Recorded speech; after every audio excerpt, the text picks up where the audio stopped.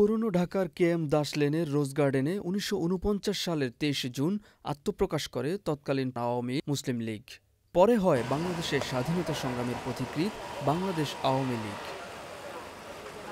৬৯ বছর পর স্থায়ী রাজনৈতিক কার্যালয় হল আওয়ামী লীগের।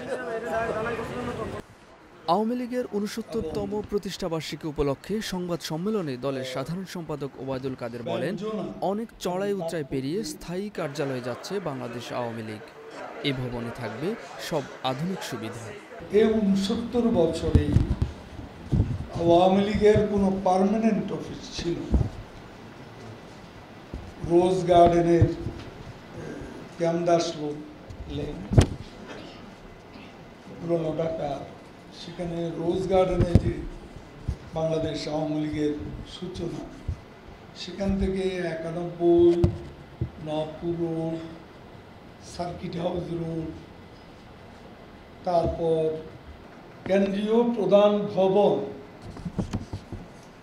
নির্মাণ করেছে আমাদের নিজস্ব টাকায়। আমরা এই অফিস নির্মাণ করেছি নিজস্ব টাকা, মানে আমাদের পার্টি ফান্ড। এই অফিসটি